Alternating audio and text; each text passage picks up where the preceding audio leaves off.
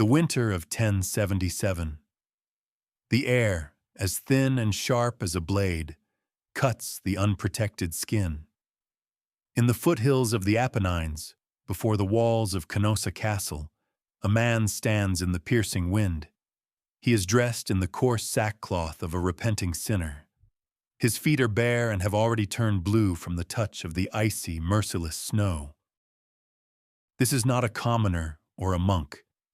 This is Henry IV, of the Salian dynasty, King of Germany, King of Italy, and soon to be Emperor of the Holy Roman Empire, the most powerful secular ruler in the Christian world.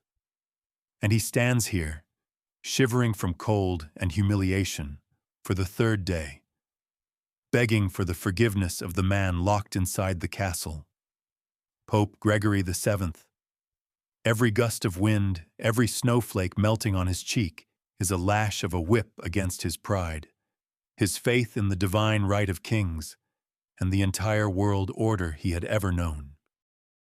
Inside the castle, his enemy, a former monk named Hildebrand, is triumphant. He has proven to the world what he believed with fanatical obsession: that spiritual power is superior to secular power, that the Pope, the vicar of St. Peter, can judge and depose kings and emperors. This moment, known in history as the Walk to Canossa, became a symbol of the unprecedented humiliation of secular authority.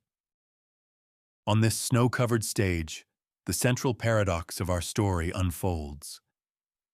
How could a man, driven to such an extreme point of public shame, the bearer of the sword kneeling before the bearer of the cross, not only survive but return? How did he manage to turn the freezing cold of his humiliation into the searing flame of a revenge that simmered for years? A revenge that ultimately brought him back to Italy, not as a supplicant, but as a judge, to forever banish from Rome the one who made him stand barefoot in the snow. This question is not just about politics. It is a question about the nature of human will, about the ability to turn poison into medicine, and about the fact that revenge is indeed a dish best served not just cold, but frozen to the state of alpine ice. To understand the origins of this titanic struggle, we must mentally travel to the chessboard of 11th century Europe, to a world torn apart by a fundamental contradiction. This was an era when the concept of power rested on the theory of the two swords, granted by God to humanity for its governance: the spiritual sword, given to the Pope, and the secular sword, given to the Emperor. In a perfect world, these two powers were supposed to exist in harmony, like the soul and the body, supporting each other in governing the Christian world. But the 11th century was far from ideal. The Holy Roman Empire, a vast patchwork quilt of duchies, kingdoms, and bishoprics stretching from the North Sea to the heart of Italy, was a colossus with feet of clay. Its unity depended on the personal strength of the emperor, his ability to rein in powerful feudal lords who were always ready to challenge his authority. The emperor considered himself not just a ruler, but a sacral figure, God's anointed, whose mission was to protect the church and maintain order. On the other hand, the papacy, long in decline and often a plaything in the hands of the Roman aristocracy or the German emperors themselves, was experiencing a period of incredible revival. The Cluniac reform movement, which began in the monasteries, demanded the purification of the church from secular influence, from simony, the sale of church offices, and Nicolaitism, clerical marriage. The pinnacle of this reform was the idea that the church, led by the Pope, is absolutely independent and stands above any earthly ruler. And at the center of this brewing conflict was the question of investiture, the right to appoint bishops and abbots. For the emperor, this was a vital political tool. Bishops were not only spiritual shepherds, but also major landowners, his pillars of support in governing the empire. To cede this right to the Pope meant losing the very foundation of his power. For the reformers, secular investiture was the root of all evil, a symbol of the Church's enslavement to worldly interests. Thus, the world into which Henry IV was born was a powder keg, where two absolutist principles, the divine right of the emperor and the supremacy of the Pope, were on an unstoppable collision course. This was not just a struggle for political influence. It was a battle for the soul of Europe, for who was the true representative of God on earth. And it was on this tectonic fault line that two titans, Henry and Gregory, were destined to meet in a mortal struggle. In the veins of Henry IV flowed the blood of the Salian dynasty, the blood of rulers who had no doubt of their divine destiny. His worldview was forged not so much by his own experience as by the shadow of his father, Emperor Henry III, one of the most powerful monarchs of his time. Henry III was the embodiment of the imperial ideal, deeply religious, authoritative, and convinced of his mission to reform the Church. It was he who, tired of the chaos and corruption in Rome, where three rivals fought for the papal throne, came to Italy in 1046, deposed all three, and successively appointed several German popes to the Holy See, men who were loyal to the idea of reform, and importantly, to him personally. For Henry III, this was not an act of tyranny. It was the fulfillment of his sacred duty as emperor to cleanse and protect the Church. He presided over church councils, fought against simony, and appointed bishops throughout the empire based on his own vision for the good of Christianity. This image of the Father, the all-powerful arbiter of the papacy's fate, a ruler who stands over the Church as its protector and head, became an unshakable ideal for the young Henry IV. He absorbed with his mother's milk not just the idea that he was a king, but a deep, almost mystical conviction that his power came directly from God, without intermediaries like the Pope or anyone else. In his worldview, the emperor was the earthly reflection of Christ the King, while the Pope was the reflection of Christ the High Priest, and the former, as the defender of the entire world order, by definition held supremacy. This ideology, this family legacy of the Salians, was both his greatest strength and his Achilles' heel. It gave him an unshakable confidence in his own righteousness, forcing him to charge ahead where flexibility was needed.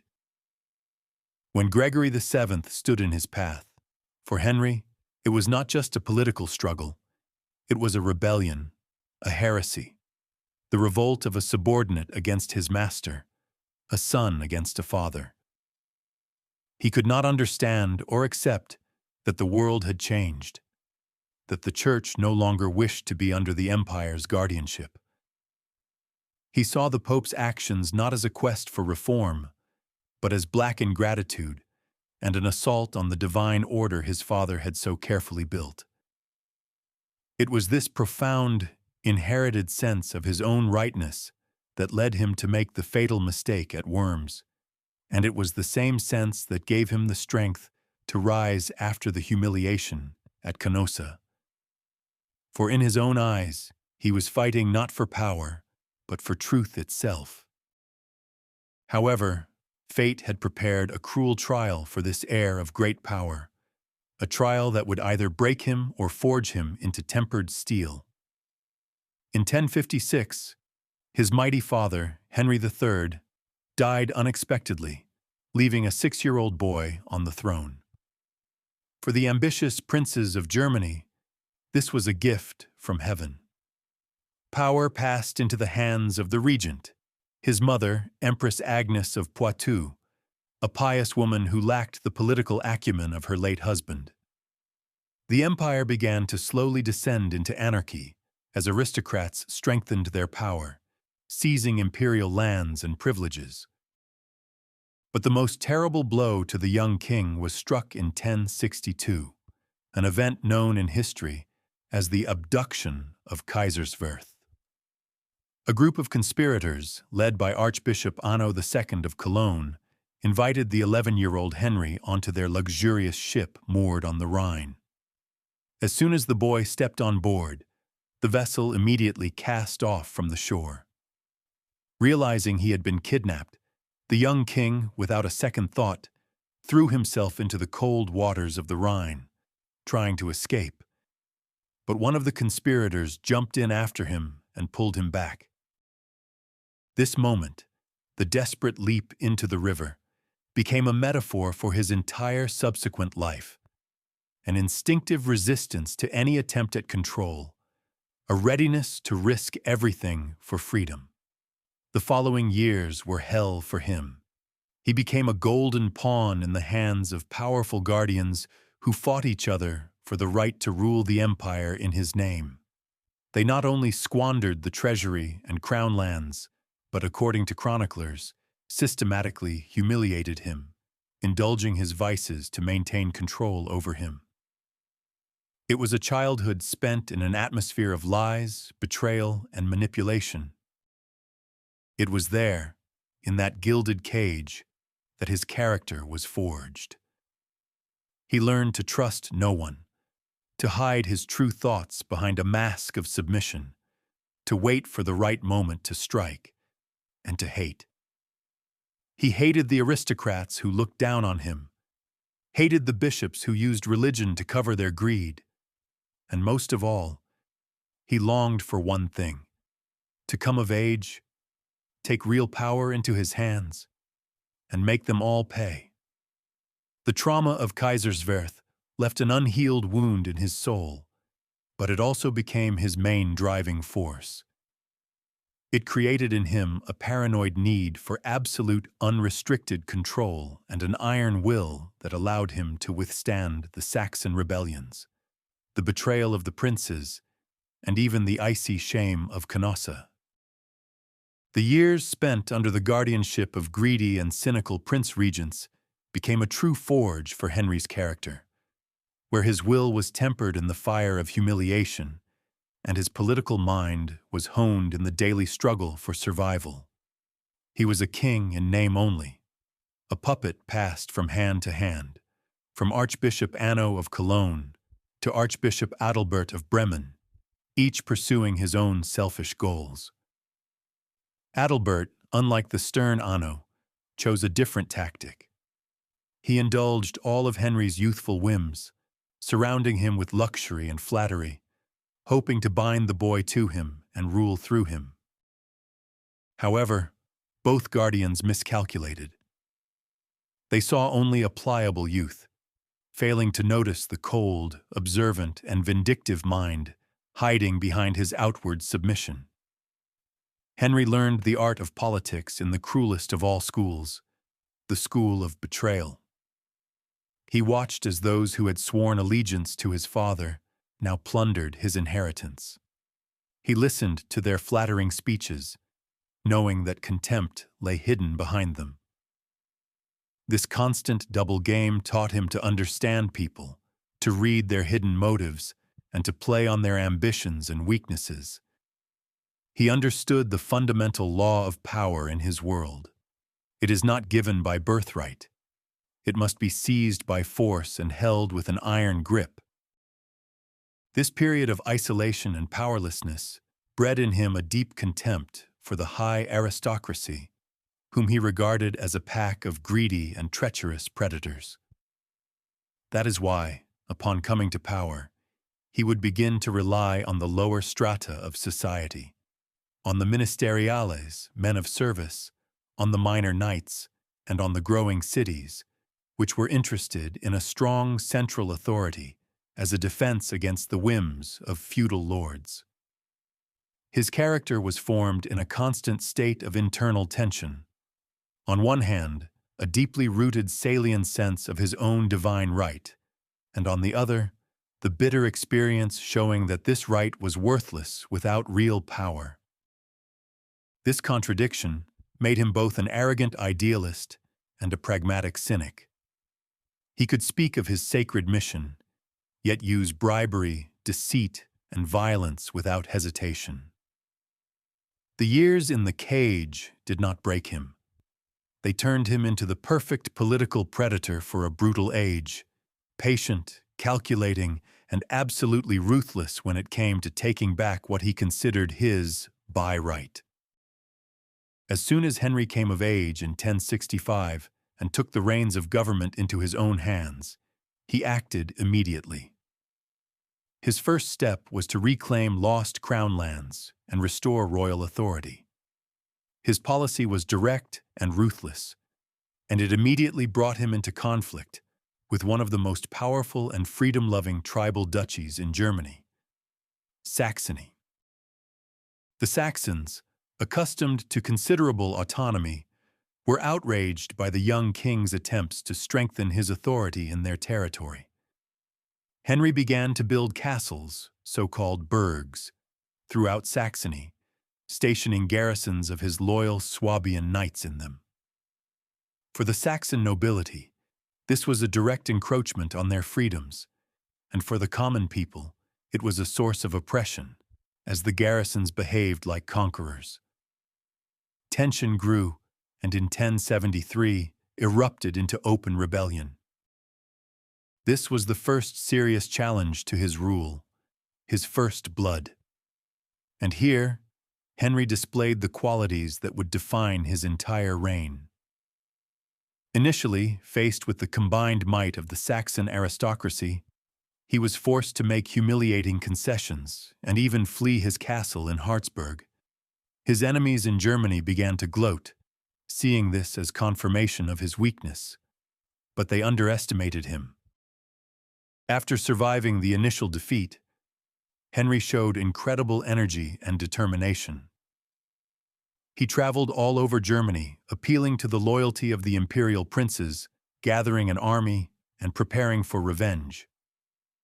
In June of 1075, he met the Saxon army in the Battle of Homburg on the Unstrut River. Here, for the first time, he proved himself not only a decisive politician, but also a talented military commander. The battle was incredibly fierce and bloody. Henry personally led his troops into the charge, fighting in the front ranks. In the end, the Saxon army was utterly defeated. The victory was complete, and Henry showed not a shred of mercy. He subjected Saxony to brutal plunder and forced its leaders to undergo a humiliating procedure of unconditional surrender, appearing before him barefoot and begging for mercy. This episode showed all of Germany that the boy pawn had grown into a formidable and ruthless ruler. He proved that he was willing to drown any rebellion against his authority in blood. However, this cruelty also had a downside. It instilled fear, but it also bred deep hatred, creating mortal enemies among the Saxon nobility who were just waiting for the right moment to strike him in the back. And that moment would come very soon, when his enemy would not be a duke, but the Pope of Rome himself. Behind all of Henry's political and military actions lay one all-consuming, almost religious obsession, his inner demon and secret motivation, the idea of the divine right of his power. This was not just a political doctrine, but a profound personal conviction, shaped by his father's legacy and sharpened by the traumas of his youth. In his mind, the universe was a strictly hierarchical structure created by God. In heaven, Christ reigned, and on earth, his vicar, responsible for order, peace, and justice throughout the Christian world, was the emperor. A king, in his view, received power not from the people, not from the aristocracy, and certainly not from the Pope, but directly from the hands of the Almighty through the act of anointment. Any attempt to limit this power, whether it be a rebellion by Saxon princes or the decrees of the Roman pontiff, was perceived by him not as a political disagreement, but as sacrilege, as a rebellion against God himself. He sincerely believed that by appointing bishops, He was not meddling in the affairs of the Church, but fulfilling his sacred duty to place worthy men in important posts who would serve both God and the empire. To fight against him was to fight against the order established by heaven. This internal monologue, this unshakable confidence in his own righteousness, made him incredibly strong and unbending, but at the same time, tragically blind to a changing reality. He could not or would not see that the Church itself was changing, that a new, no less powerful idea of the supremacy of spiritual authority had been born within it. For him, Pope Gregory VII was not a reformer, but the usurper Hildebrand, an audacious monk trying to destroy the sacred union of throne and altar to subjugate the empire to his will. This is why their conflict was so irreconcilable. It was a clash not just of two men or two institutions, but of two incompatible worldviews. For Henry, the dispute over investiture was the final line of defense. To yield on this point would mean not just losing political influence, it would mean betraying the mission entrusted to him by God and admitting that his entire life, all his beliefs, were a lie. This inner fire, this sense of righteousness bordering on fanaticism, allowed him to withstand excommunication, betrayal, and humiliation. When he stood in the snow at Canossa, what burned in his soul was not only rage, but also the cold certainty that he was the victim of a great injustice, and that God himself would ultimately be on his side and help him restore the trampled order. It was this deep motivation that turned his personal struggle for power into a holy war. On the other side of this ideological chasm stood a man who was Henry's mirror image in his unbending will and fanatical belief in his own mission. His name was Hildebrand, and he went down in history as Pope Gregory VII. Hailing from a simple Tuscan family, he was a monk whose entire life had been spent in service to the idea of the Cluniac reform. He possessed neither aristocratic birth nor military prowess, but he had something far more formidable, a mind as sharp as a razor, iron discipline, and an all-consuming, fiery faith that the world was mired in sin because of the interference of secular authorities in the affairs of the Church. For decades, serving as an advisor to several popes, Hildebrand had been the gray eminence of the reform movement, step by step strengthening the power and independence of the papal throne. He was the architect of the decree of 1059, which transferred the right to elect the Pope exclusively to the College of Cardinals, snatching it from the hands of both the Roman nobility and the German emperor. When, in 1073, during the funeral of the previous pope, the Roman crowd spontaneously proclaimed him pontiff, he accepted this burden as a divine call to action. Upon becoming Pope Gregory VII, he moved from quiet preparation to open assault. In his famous document, the Dictatus Papae, he formulated in 27 short and clear theses a program of papal theocracy that shook the foundations of the European world order.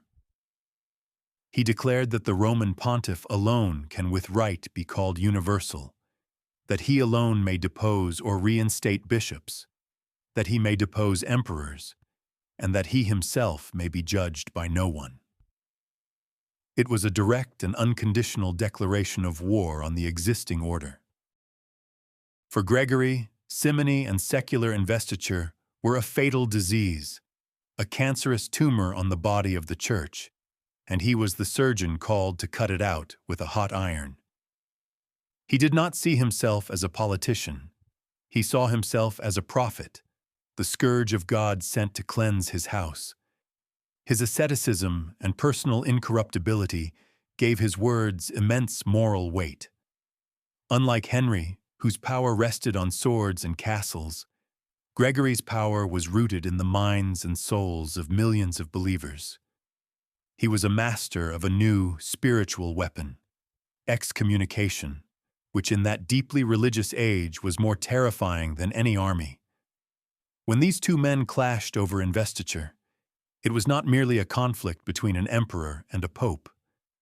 It was a battle of two worlds: the feudal world, where sacredness was an attribute of the warrior king, and a new world, where absolute truth and authority emanated from the infallible vicar of Christ in Rome. The point of no return, the moment when the ideological conflict escalated into open war, was the synod of German bishops convened by Henry in the city of Worms in January of 1076. By this time, the emperor's patience had run out. Pope Gregory had not only forbidden secular investiture, but had also summoned Henry to Rome for judgment, like a common sinner, threatening him with excommunication. For Henry, raised in the paradigm of divine right, this was an unheard-of insult. He, the anointed of God, was to answer to the son of a commoner, an audacious monk who, in his opinion, had illegally seized the papal throne.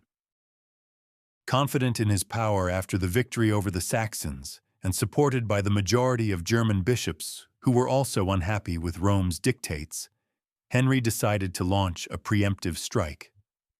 The atmosphere at the Synod of Worms was electric. Henry delivered a furious speech, accusing the Pope of all mortal sins, of perjury, of sowing discord in the Church, and even of being the lover of the powerful Margravine Matilda of Tuscany. He ended his speech by demanding that Hildebrand abandon the throne of St. Peter, which he had allegedly usurped. The 26 archbishops and bishops gathered at Worms complied with their emperor's will and signed a pre-prepared resolution deposing the Pope. The document was drafted in the most insulting terms, addressing Gregory not as Pope, but as Hildebrand, at present not Pope but false monk.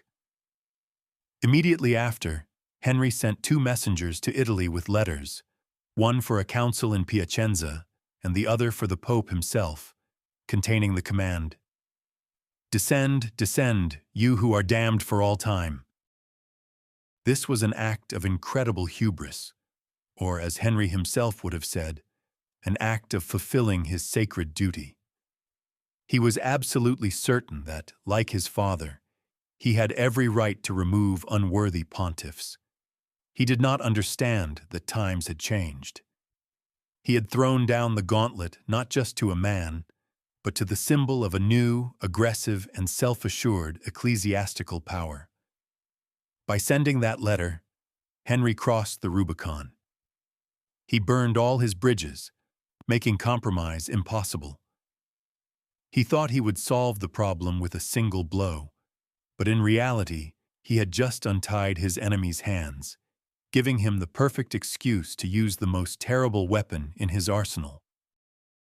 Gregory VII's response to the audacious challenge from Worms was immediate and as devastating as it was predictable. Receiving Henry's message during Lent at the Lateran Council in Rome, in the presence of 110 bishops, the Pope used the moment to strike back with maximum dramatic effect. He read the German king's insulting letter to the entire council, provoking a storm of indignation. Then, addressing St. Peter in prayer, he uttered words that echoed throughout the Christian world and changed the course of history. He announced Henry's deposition as King of Germany and Italy, and far more terrifyingly, his excommunication from the Church.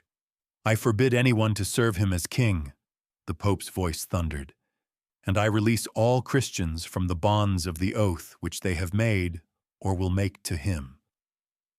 This was a weapon of mass destruction for a medieval society built on feudal oaths and deep religiosity. Excommunication, or anathema, meant more than just expulsion from the church community. An excommunicated person became an outcast, damned in this world and the next. He could not participate in the sacraments and could not be buried with Christian rites. But most importantly, in political terms, The oath of fealty that vassals swore to their lord was considered sacred and unbreakable because it was sealed in the name of God. By releasing Henry's subjects from this oath, the Pope essentially legitimized any rebellion against him. He turned a powerful monarch into nothing, an outlaw whom anyone could betray with impunity. The effect of this decision was explosive. If Henry thought his bishops represented the entire church, he was sorely mistaken. The reform movement had already put down deep roots across Europe. The news that the king was excommunicated for daring to raise a hand against the vicar of St. Peter was met with approval by many. For Henry's enemies within Germany, the Saxons thirsting for revenge and the princes resentful of his authoritarian policies, this was an invaluable gift. The papal anathema gave them the perfect ideological banner, allowing them to cloak their lust for power and revenge in the guise of piety and loyalty to the Holy See. Henry, drunk with his own power, had struck a man, but Gregory, a master of spiritual warfare, had struck the very source of that power, its legitimacy in the eyes of his subjects. The emperor's sword proved powerless against the Pope's word. The consequences of the excommunication were not long in coming and descended upon Henry with the force of an avalanche.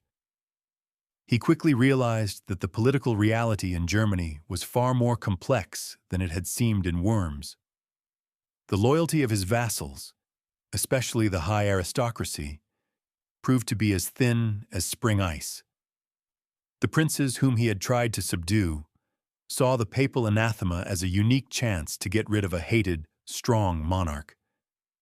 The wolves, who had only been baring their teeth from the bushes, now dropped their masks and came out for an open hunt.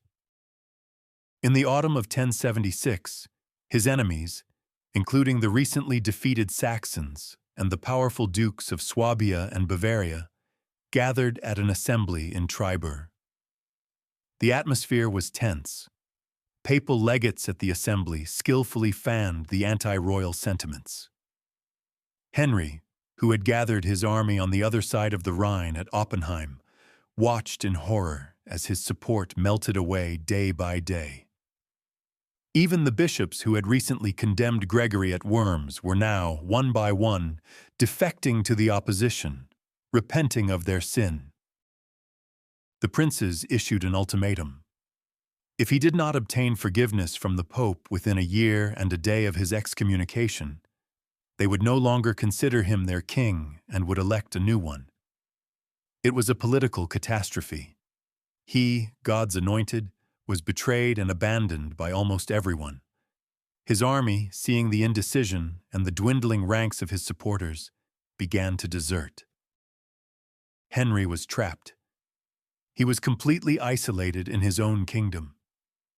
The princes had not just betrayed him, they had humiliated him by appointing his worst enemy, the Pope, as his judge. Moreover, they invited Gregory himself to come to Augsburg the following February to preside over a general assembly and pass judgment on their king. For Henry, this was the worst-case scenario. To stand trial before his rebellious vassals with the Pope presiding would mean certain political death. He realized he had only one desperate option left: to act preemptively. He had to get to the Pope himself at any cost and obtain his forgiveness before he could reach Germany and join forces with his enemies. This decision was driven not by repentance, but by cold political calculation. He had to knock the main weapon, his excommunication, out of the prince's hands. And for that, he was ready to endure any humiliation. The decision was made. Henry had to get to Italy and meet the Pope before he could cross the Alps and arrive in Augsburg. But his path was blocked by his enemies, the dukes of Bavaria and Swabia, who controlled the main Alpine passes. The only remaining route was through Burgundy and over the Mont Cenis Pass, a path that was dangerous and difficult even in summer. And it was the winter of 1076 to 1077, which, according to chroniclers, was unusually harsh. The Alps were covered in deep snow, and ice had seized the mountain trails. The journey Henry undertook was not just difficult, it was practically suicidal. He set out with a small retinue, taking his wife Bertha and their young son Conrad. This was not an emperor's procession. It was the flight of an outcast. The crossing of the snow-covered Mont Cenis Pass turned into a nightmare. The chronicler Lambert of Hersfeld, who was no sympathizer of Henry, nevertheless left a vivid description of the passage. The men crawled on their hands and knees, risking a fall into the abyss at every step. Horses were either lowered on tied reins or simply left to die. The Empress and her ladies-in-waiting, unable to move on the icy slopes, were seated on ox hides by local peasant guides and dragged down like sleds. This march through the Alps was the epitome of Henry's desperation. Every step on the icy path was a step into an abyss of humiliation. He, the ruler accustomed to command, was now completely dependent on the mercy of simple mountain folk. The cold that chilled him to the bone was a physical manifestation of his political isolation. But this journey was not only a physical ordeal, it was a pilgrimage, not to a holy shrine, but to the source of his shame. Every meter traveled brought him closer to the moment he both feared and craved. The meeting with Gregory. He was not traveling as an emperor demanding an account, but as a penitent sinner seeking absolution. He was voluntarily shedding all the regalia of power, preparing to appear before his enemy in the most humbled state. This journey into the abyss was a necessary step in his plan. He understood that only by demonstrating the utmost humility could he compel the Pope to show mercy and thereby ruin the German prince's plans. He was walking to his Golgotha, but deep in his heart, he was already planning his resurrection. Upon reaching Italy, Henry learned that Pope Gregory, who was already on his way to Germany for the trial, had heard of the king's approach and taken refuge in the impregnable castle of Canossa. The castle belonged to his loyal ally, the powerful Margravine Matilda of Tuscany. It was here, before the walls of this mountain fortress, that the greatest psychological duel of the Middle Ages played out. Henry arrived at the castle not with an army, but as a humble pilgrim. On January 25, 1077, the feast of the conversion of St. Paul, he approached the castle gates. On the advice of his companions, including his godfather, Abbot Hugh of Cluny, he decided to play his role to the fullest. He removed all his royal garments, leaving only a coarse woolen penitent's robe, and stood barefoot in the snow before the outer gates of the castle, asking for nothing, only demonstrating his repentance. He stood there for a whole day in the piercing wind, without food or drink. On the second day, he came again, and on the third. This scene, watched from the castle walls, was a work of brilliant political theater. Henry seemed to be in an utterly losing position, but by choosing the role of the penitent sinner, he had turned the chessboard upside down. Now, Pope Gregory was the one in a trap. He was not only a politician, but also a priest, the vicar of him who commanded forgiveness for repentant sinners, not 7 times, but 70 times 7. To refuse forgiveness to a man showing such profound humility would mean for the Pope to act against his own principles, to reveal himself not as a merciful pastor, but as a cruel and vengeful politician.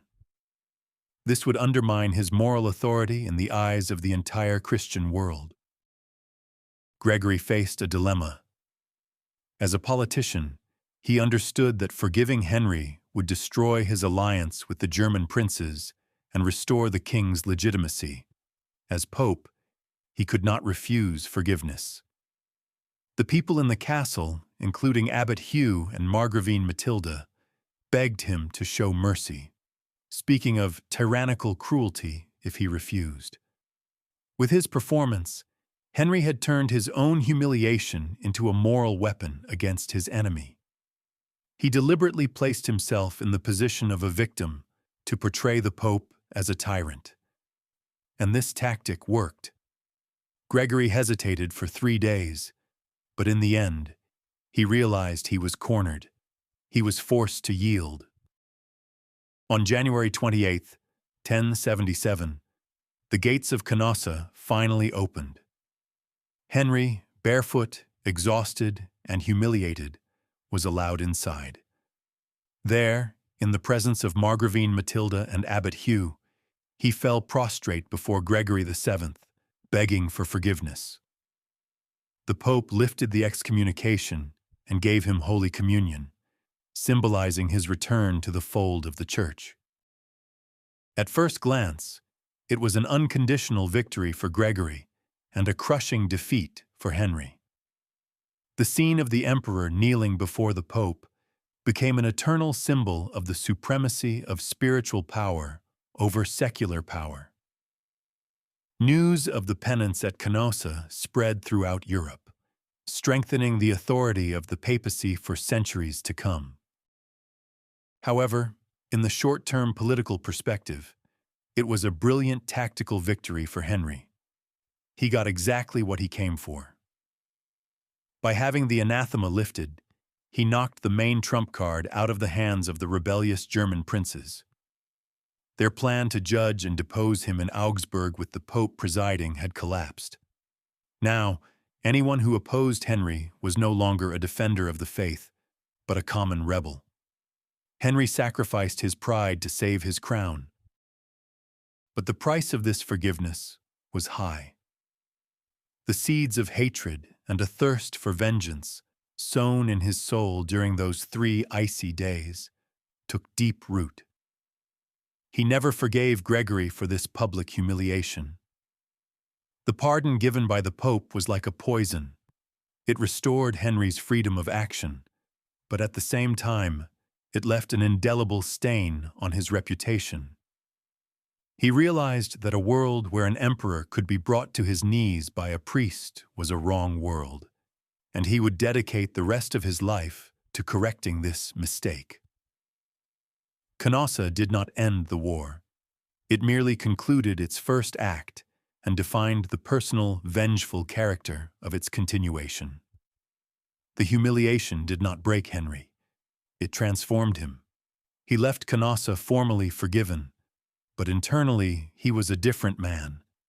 A man who knew the name of his mortal enemy and who would now patiently wait for the hour to strike back, not with words, but with a sword. The chess game continued, and now it was his move. Henry's return to Germany was like a beast returning to its lair. He was formally restored to his rights, but the country he found was split in 2. The German princes, enraged that Henry had outsmarted them by obtaining forgiveness at Canossa, had no intention of laying down their arms. They declared his oaths to the Pope invalid, and in March of 1077, in Forchheim, they carried out their original plan. They deposed Henry and elected a new king. Their choice fell on Duke Rudolph of Swabia, his own brother-in-law, who became the anti-king. This event plunged Germany into the abyss of a brutal and prolonged civil war that lasted for more than a decade. The country was divided into 2 warring camps. Henry, upon his return, found himself in an extremely difficult position. His power was ephemeral, his treasury was empty, and many powerful feudal lords were against him. But it was in these desperate circumstances that his best qualities as a politician and warrior emerged. He realized that he could no longer rule as an absolute monarch of the old school. He had to become a party leader, fight for support, form alliances, and act not only with force, but with cunning. He began to slowly, step by step, rebuild his authority, gathering around him all those who were dissatisfied with the rule of the princes. His humiliation at Canossa, paradoxically, worked in his favor in the eyes of some segments of the population. Many common people and minor knights sympathized with their king who had been so cruelly humiliated. Cities like Worms and Regensburg, which suffered from the anarchy and arbitrary rule of the aristocrats, saw Henry as a defender of order and their privileges and gave him significant financial and military support. Pope Gregory, for his part, adopted a wait-and-see attitude, not daring to openly support either side and trying to play the role of supreme arbiter, which further complicated the situation. The civil war in Germany became a harsh school for Henry, which definitively shaped him as a ruler.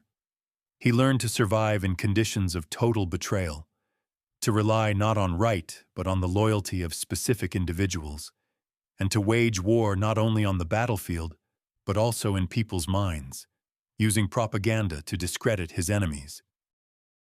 In the crucible of the Civil War, Henry demonstrated a talent not only as a military commander, but also as a skillful political strategist.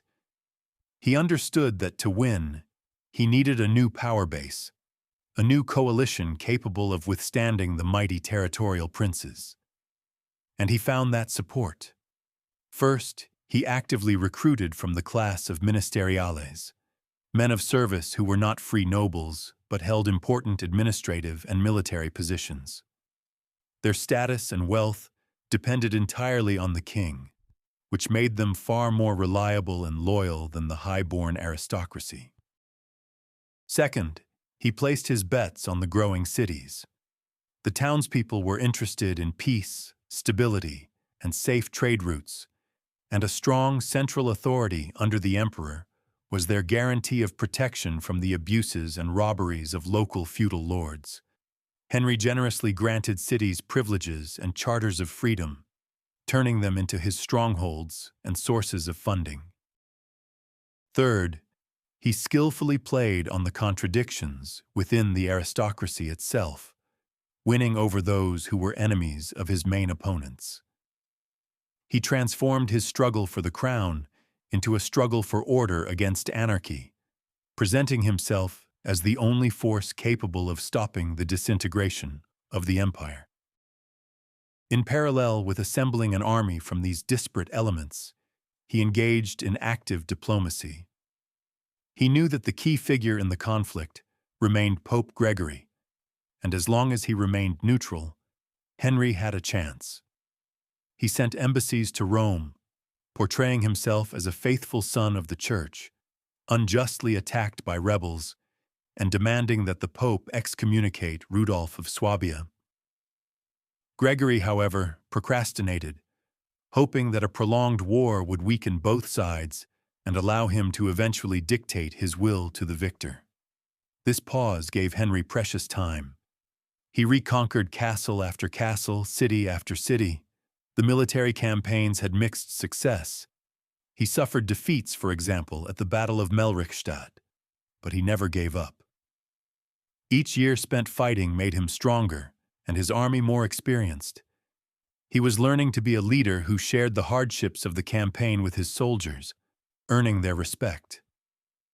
He was slowly but surely turning the ashes of his humiliation into the foundation for a new, more solid power, based not on ancient right, but on personal loyalty and shared interests. The turning point in this protracted struggle was the battle on the Elster River on October 15, 1080. From a military perspective, it ended in defeat for Henry's forces. His army was broken, and he himself was forced to flee. It seemed to be the end. But in this very defeat, fate handed him the greatest gift, which he, as a master of political propaganda, immediately turned into his greatest victory. During the battle, the anti-king Rudolf of Swabia was mortally wounded.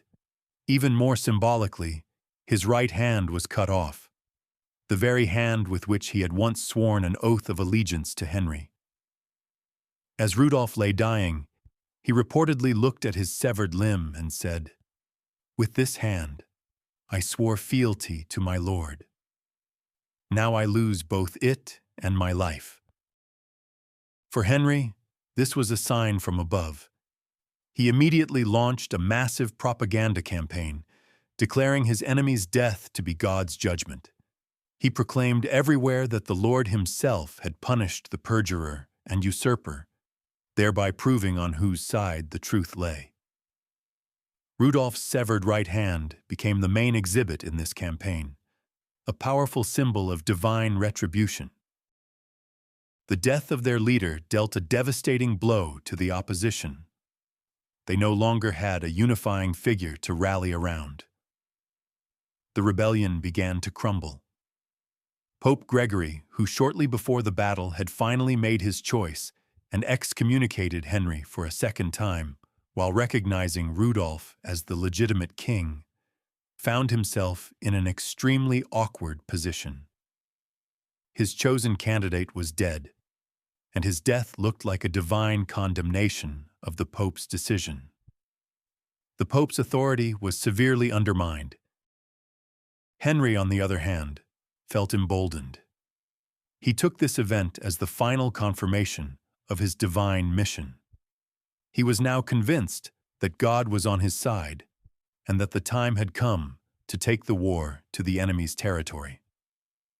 The judgment of God on the Elster not only saved his crown in Germany, but also gave him the moral right and the resolve to begin his great march of revenge, a march on Rome to depose the false monk Hildebrand from the papal throne.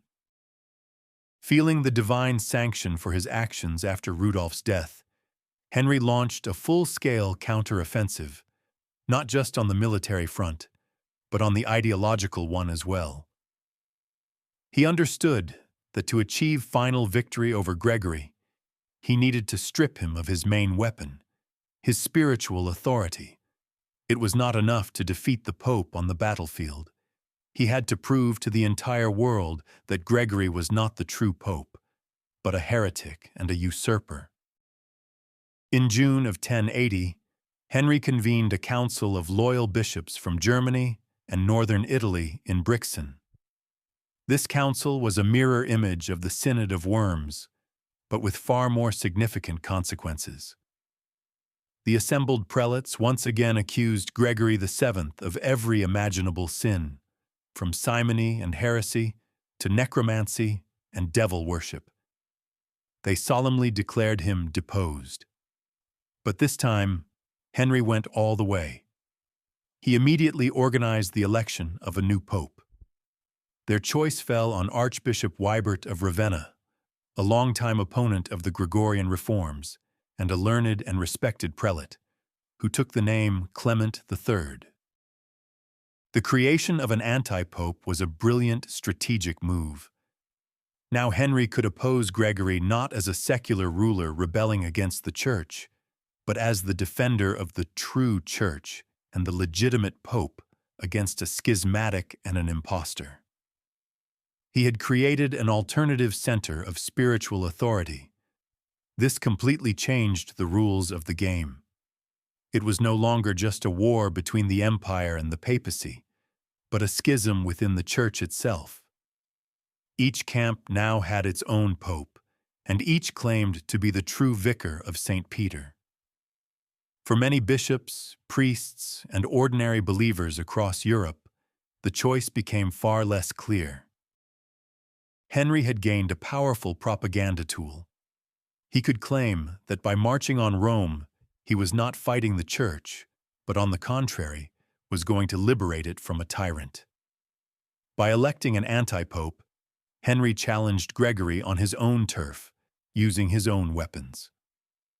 Now his march into Italy was not just an act of revenge, but a sacred mission to restore peace and order to the Church. He was going to be crowned with the imperial crown in Rome, and it would be his own correct pope who would place it on his head. Having consolidated his position in Germany and created an ideological basis for his campaign in the form of Antipope Clement III, Henry finally began his long road to revenge. In the spring of 1081, 4 years after his humiliation at Canossa, he once again crossed the Alps and led his army into Italy. But this was not the same Henry who had crept along snow-covered paths, dressed in sackcloth. Now he marched as a victor, a future emperor, a judge coming to deliver justice to his enemy. His goal was Rome. He craved not just to capture the city, he craved a symbolic reversal. He wanted to be crowned emperor in St. Peter's Basilica, in the heart of the Christian world, with the crown placed on his head by his pope, Clement III, while Gregory VII watched his triumph from a prison window. This march was the culmination of everything he had been striving for years. It was the materialization of his unbending will and his unquenchable thirst for vengeance. On his way to Rome, he secured the support of many Lombard cities and feudal lords who were dissatisfied with the harsh policies of Gregory and his main ally in Italy, Matilda of Tuscany. His army grew. He moved slowly but relentlessly, like a glacier sweeping everything in its path. For him, this was not just a military campaign. It was a sacred pilgrimage in reverse. He was not coming for forgiveness, but for retribution. Every step on Italian soil washed away the shame of Canossa. He imagined himself entering the Eternal City, his troops occupying the Lateran Palace, seeing the fear in Hildebrand's eyes. This picture, this image of triumph, nourished him and gave him strength. He was ready to do anything to make it a reality. The road of revenge led straight to the gates of Rome, and he was prepared to pay any price to walk it to the end. However, the Eternal City was not going to surrender without a fight. When Henry's army approached Rome in 1081, he found that the city walls, built by Emperor Aurelian, were strong, and the Roman people, incited by Gregory and generously gifted with gold, were determined to resist. A long and grueling siege began, which, with interruptions, lasted for nearly 3 years. It was a true war of attrition, a severe test of Henry's perseverance. Every summer, his army, suffering from malaria and the heat of the Roman Campagna, was forced to retreat north, only to return in the autumn and tighten the siege ring again. Henry tried everything: direct assaults, which were repulsed with heavy losses, attempts to bribe the defenders, which initially failed. Gregory VII, inside the city, was the soul of the resistance. He sent out furious messages across the world, calling on Christian monarchs to come to the aid of the Holy See and excommunicating everyone who supported Henry. But time was on the German king's side. Year after year, he methodically devastated the surroundings of Rome, condemning its inhabitants to starvation. He played a skillful diplomatic game, gradually winning over the Roman aristocracy with promises of land, titles, and money. His patience and persistence were truly ironclad. He did not despair after setbacks, but simply waited, knowing that sooner or later the city would fall. This long siege revealed one of the main traits of his character, forged in his youth: the ability to wait and strike at the most opportune moment. He understood that Rome could not be taken by force alone. It had to be broken morally, worn down, made to desire peace on his terms. And his calculation paid off. By the spring of 1084, the Romans, tired of war, hunger, and devastation, began to murmur. Gregory's influence waned. A conspiracy was brewing in the city. Henry sensed that the moment for the decisive blow had come. In March of 1084, After nearly 3 years of siege, Henry's persistence finally paid off. Bribed by him, the Romans opened the gates, and his army entered the Eternal City. This was the moment of his greatest triumph. The dream that had warmed his soul for 7 long and agonizing years after Canossa had become a reality. He walked the streets of Rome not as a repentant sinner, but as a conqueror. Gregory VII, with a handful of loyal supporters, managed to take refuge in the impregnable Castel Sant'Angelo, the ancient mausoleum of Emperor Hadrian. From there, he watched with powerless fury the triumph of his enemy. Henry's first act was to legitimize his power. He convened a council in the Lateran Palace, which reaffirmed Gregory's deposition and officially recognized Clement III as Pope. And then, on Easter Sunday, March 31st, 1084, the event for which all this was undertaken came to pass. In St. Peter's Basilica, over the tomb of the Apostle, Antipope Clement III solemnly placed the imperial crowns on Henry and his wife Bertha. At that moment, the circle was complete. The shame of Canossa was not just avenged, it was symbolically obliterated, erased from history. The man who had stood barefoot in the snow was now crowned emperor in the main temple of the Christian world. He had reached the pinnacle of his power. He had not just defeated his enemy, he had taken his place, creating his own version of the Church and receiving the highest blessing from his own Pope. It was the apogee of his revenge, meticulously planned and ruthlessly executed. He sat on a throne in Rome, the legitimate emperor, while his enemy, the man who had forced him to grovel, was locked up a few hundred meters away, deposed, cursed, and besieged.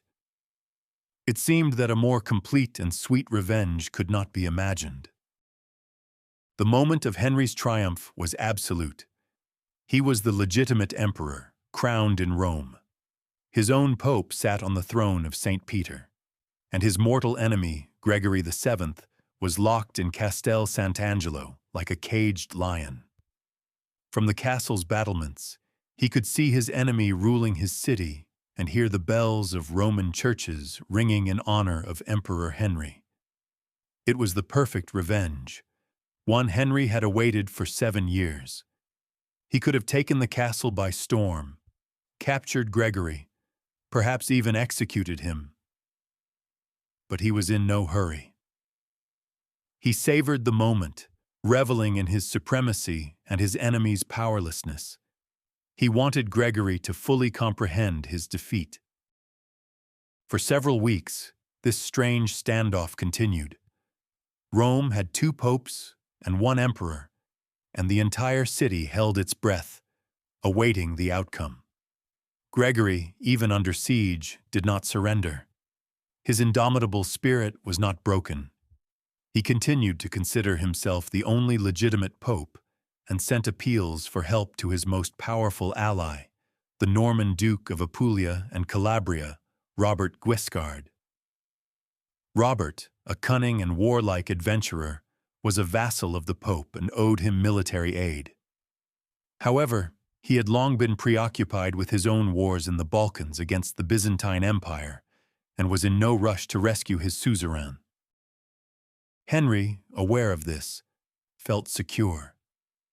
He believed the Norman threat was distant and that he had time to deal with Gregory at his leisure. He underestimated both the speed of the Normans and the desperation of his enemy. This moment, when he stood at the pinnacle of the world, reveling in his victory, became the moment of his strategic miscalculation, one that would ultimately prevent him from fully enjoying the fruits of his revenge. While Henry celebrated his triumph in Rome, a storm was gathering in southern Italy. Robert Guiscard, having received Gregory's desperate calls for help, finally responded.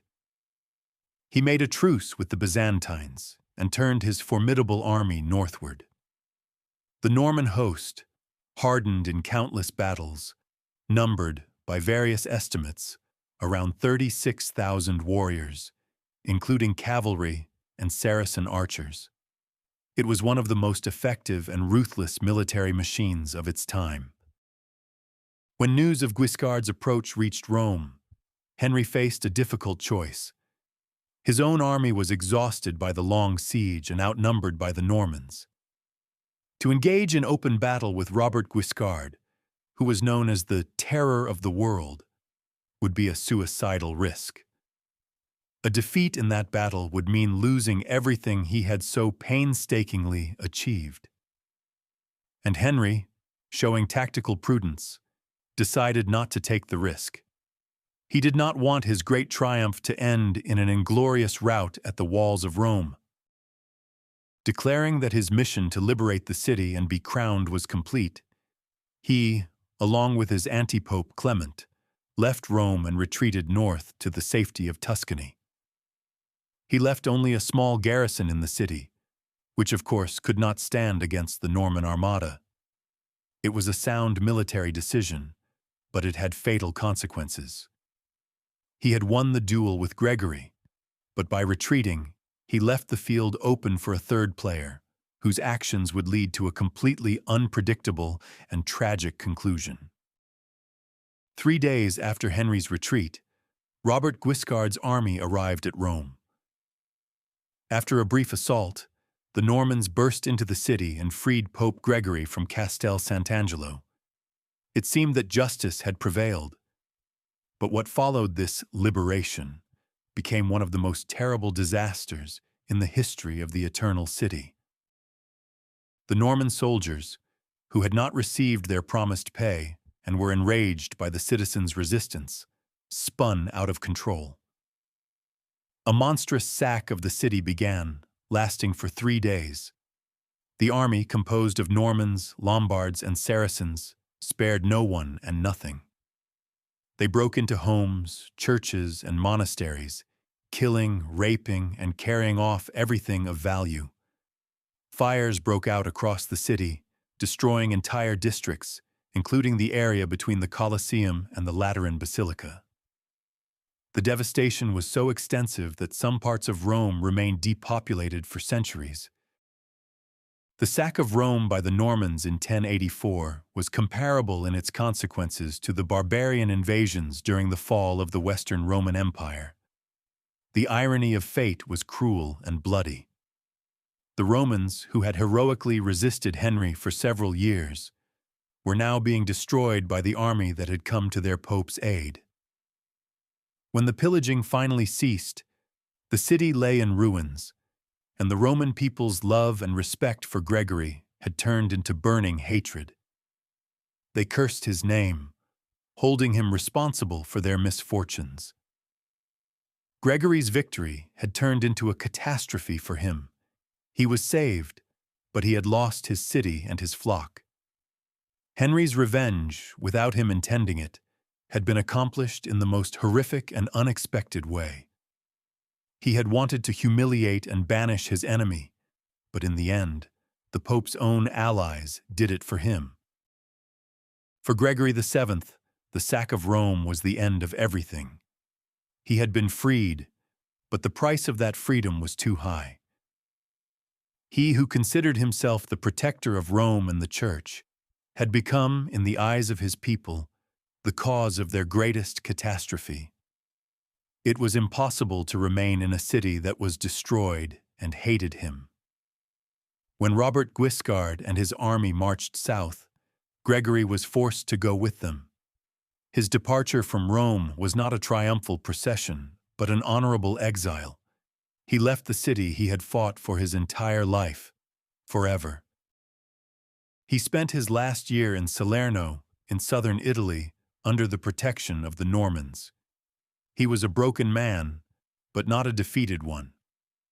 To his last day, he continued to consider himself the legitimate pope, sending letters and excommunicating Henry and his antipope. According to tradition, his last words, spoken on his deathbed in May of 1085, were, "I have loved justice and hated iniquity. Therefore I die in exile." In these words lies the entire tragedy of his life, a deep, unshakable belief in his own righteousness and the bitter realization of his ultimate defeat. He died far from the throne of St. Peter, while his enemy Henry ruled as emperor, and the Antipope Clement sat in Rome. Henry's revenge was complete. He did not kill his enemy, but he created the conditions that made his life unbearable and his death bitter. He drove Gregory from Rome not by the force of his own arms, but by the hands of his enemy's own allies. It was revenge served not just cold, but with the icy irony of fate. The emperor who had knelt at Canossa had, in the end, forced his victor to die in exile. Henry had achieved his goal. His enemy was dead, and he himself was a crowned emperor. But this victory proved to be surprisingly empty and illusory. He had won the personal war against Gregory VII, but he had lost the war against his ideas. The Gregorian reform, the idea of the independence and supremacy of the Church, had already sunk its roots too deep across Europe to be eradicated by the death of one man. The struggle over investiture did not end with Gregory's death. New popes took his place, continuing his work with no less determination. The schism in the Church, created by the election of the Antipope, continued to torment the Christian world. Henry's very victory, won by brute force, and the subsequent sack of Rome compromised him in the eyes of many. He had exiled one pope, but could not make all of Europe recognize his own. His power in Italy remained precarious, dependent on a constant military presence. In Germany, despite Rudolph's death, the opposition was not completely broken and continued to smolder, ready to flare up at the first opportunity. He discovered that by destroying his main enemy, he had not solved any of the fundamental problems facing him. The conflict had moved from an acute phase to a chronic disease that continued to drain the empire's strength. Moreover, the very act of the walk to Canossa was forever etched into the historical memory of Europe. No matter how great his subsequent triumph, he could never erase from people's minds the image of an emperor standing barefoot in the snow. That precedent had been set, and it forever changed the balance of power between the crown and the tiara. Henry had won a battle, but the strategic advantage in the century-long war was slowly but surely shifting to the papacy. His revenge was complete, but the world he had fought for, a world where the emperor was the undisputed head of Christendom, was now lost forever. The cruelest and most ironic blow was dealt to Henry by fate in the final years of his life, and it came from where he least expected it, from his own family. The poison of betrayal, which he knew so well from his youth, now poisoned his own home. The papal party, unable to defeat him in open combat, resorted to a more insidious weapon. They began to turn his own sons against him. First, his eldest son, Conrad, whom he had crowned as his heir, rebelled. Influenced by Matilda of Tuscany and Pope Urban II, Gregory's successor, Conrad sided with his father's enemies, a heavy personal blow for Henry. After Conrad's death, all the emperor's hopes rested on his younger son, Henry V. But he too, seeing that his father's stubbornness in the fight against the Church was leading the empire to a dead end and jeopardizing his own future, yielded to the persuasion of the princes and papal legates. In 1104, Henry V launched an open rebellion against his father. It was history repeating itself, but in a much more tragic key.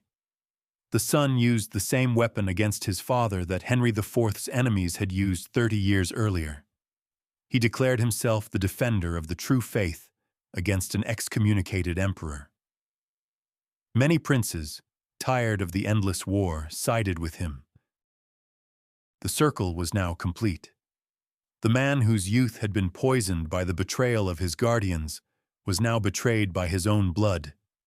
In 1105, Henry V tricked his father into a meeting, supposedly for reconciliation, took him captive, and forced him to abdicate the throne. This was the last and most terrible humiliation of his life, far more bitter than Canossa, because it was inflicted not by an enemy, but by his beloved son. After his abdication, Henry managed to escape from custody.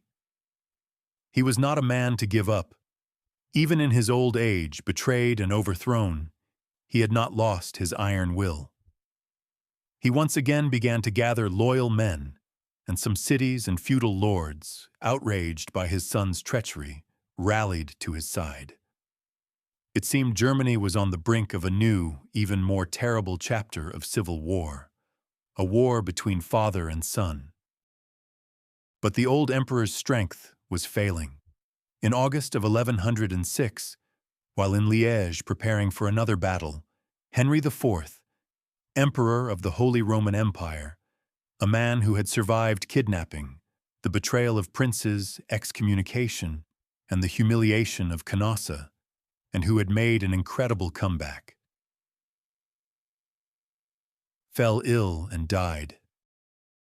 His end was as tragic and contradictory as his life. Because he died while under excommunication from the Church, his son, the new Emperor Henry V, could not bury him in the Salian family crypt in Speyer. The body of the great emperor lay for several years in an unconsecrated chapel, awaiting the lifting of the papal anathema. Only in 1111, after Henry V had forced the Pope to lift the excommunication from his deceased father, were his remains finally buried with honors in the imperial cathedral. He departed this life almost alone, defeated not by his great enemy but by his own son, yet with his spirit unbroken. His death marked the end of an era, the end of the Salian dynasty, and the end of the world for which he had fought so fiercely. He was the last emperor to seriously believe in his right to be the earthly head of all Christendom. After him, no one would seriously challenge the fact that the Church was an independent and powerful player on the political stage of Europe. So how did he do it? How did an emperor, humiliated by a pope, return to drive him from Rome? The answer to this central question is as layered as Henry's own character. First, there was his unbending, almost superhuman will, forged in the fire of childhood trauma. The abduction at Kaiserswerth and the years of humiliation by his guardians did not break him, but taught him to survive, to wait, and to hate. For him, Canossa was not the first, but just another, albeit the most terrible humiliation, and he already had a psychological immunity that allowed him to endure such things and plan his revenge. Second, his political flexibility and pragmatism.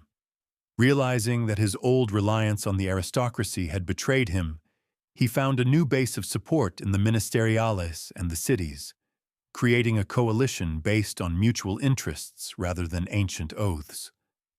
Third, his genius for political propaganda. He masterfully turned the accidental death of Rudolph of Swabia into God's judgment, and his march on Rome into a mission to liberate the Church from a false monk. The creation of an antipope was his strongest move, allowing him to shift the conflict from the political to the religious sphere and split the enemy's camp. Fourth, his incredible patience and persistence, demonstrated during the multi-year siege of Rome. He was willing to wait for years to achieve his goal. And finally, a key element was the very nature of his humiliation. The shame of Canossa was so absolute that it became a reset point for him. Having lost everything, he was freed from all rules. The humiliation did not destroy him. It became the fuel for his rage, concentrating his entire will on a single goal: vengeance. The paradox is that the very depth of his fall gave him the strength for such a high ascent. Gregory, by cornering him, had unwittingly awakened a beast far more dangerous and ruthless than the king he had excommunicated. Henry made his comeback because his will to power, multiplied by his thirst for personal revenge, proved stronger than all the spiritual and political obstacles his great enemy had placed in his path. The story of Henry IV and Gregory VII is much more than a tale of a personal feud between two outstanding individuals. It is an epic drama about the clash of two eras and two incompatible visions of the world order. The eternal echo of their struggle, the echo of Canossa, resounds throughout the subsequent history of Western civilization. This conflict drew a clear line of demarcation between secular and spiritual power, laying the foundation for the future concept of the separation of church and state, which would become one of the unique features of the Western world. Although Henry won a tactical victory, the strategic victory belonged to Gregory's idea. The papacy after him would never again be a plaything in the hands of emperors. It transformed into a powerful transnational force, capable of challenging the strongest monarchs. This history leaves us with deep and timeless questions. What is true power? The strength of the sword or the power of conviction? Where do the boundaries lie between faith and politics? Can a person, even one with absolute power, defeat an idea that has captured the minds of millions? Henry's path from the humiliation at Canossa to the triumph in Rome and his tragic end is an eternal reminder of the nature of human ambition. It is a story of how a personal grudge can become the engine of great historical events, but also of how even the sweetest revenge does not always bring peace or satisfaction. Ultimately, the fate of both titans, Henry and Gregory, who both died in exile, one from his kingdom, the other from his city, underscores a universal lesson of history. In great clashes for absolute power, there are no winners, and the legacy of such battles is not the triumph of one side, but the deep scars that forever change the face of the world.